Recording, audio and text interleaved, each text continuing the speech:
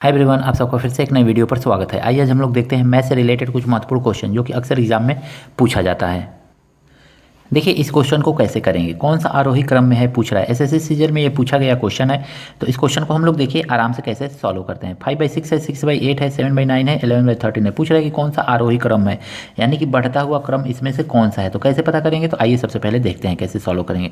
तो 5/6 पहले वाले को ही उतार ले रहे हैं। 5/6/6/8 फिर बाई 7/9 फिर 11/13। अब इन सब में देखेंगे ना, सब में अंतर कितने का है। तो इसमें अंतर है 1 का, इसमें अंतर है 2 का, इसमें अंतर है इसके बीच में 2 का, इसमें अंतर है 2 का। तो 2 का अंतर है इसके बीच में 2 का अंतर है। तो जब 2 का अंतर है तो हमको मालूम चल गया कि ये तीनों में से तो हम पता कर सकते हैं कौन छोटा कौन बड़ा। तो सबसे पहले इसी में पता कर देते हैं कौन छोटा है कौन बड़ा है।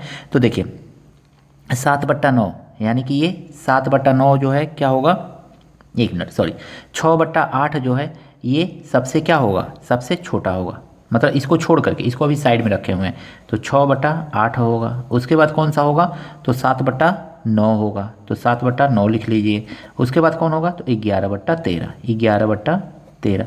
क्योंकि सबके बीच में अंतर क्या आ रहा है, समान आ रहा है। और सभी के बीच में जब अंतर समान आता है तो जो सबसे छोटा भिन्न होता है वही सबसे छोटा होता है। ये छोटा है, उससे बड़ा ये है, उससे बड़ा ये है। नीचे का देखेंगे, ठीक है ना। तो नीचे का सबसे छोटा ये है, तो ये छोटा भिन्न, ये नीचे का छोटा है तो छोटा, यानी कि ऊपर भी देखते हैं नीचे भी देखते हैं, यानी कि छोटा बड़ा है, ये सबसे छोटा है। अब देखिए इसको देखेंगे, इसको देखेंगे किसके, तो 8×5 = 40। इससे मल्टीप्लाई करेंगे तो 40 आएगा। 8×5 = 6 × 36।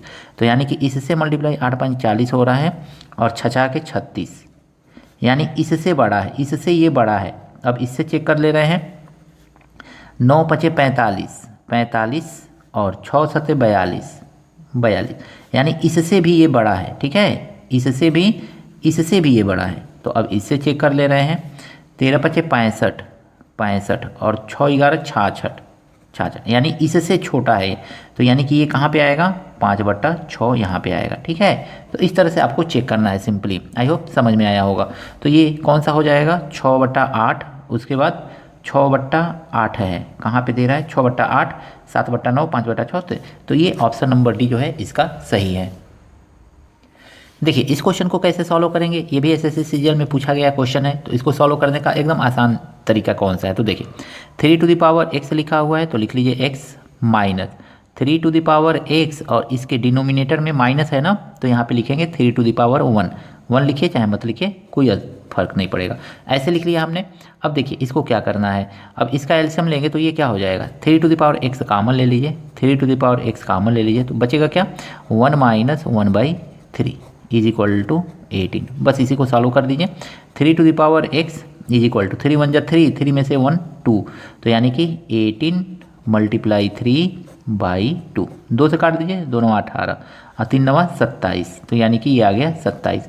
3 पे पावर x है तो 27 को क्या लिख सकते हैं, 3 पे पावर 3, यानी कि x का वैल्यू कितना आ गया, 3 आ गया। तो x का वैल्यू 3 यानी ऑप्शन नंबर ए जो है इसका सही है।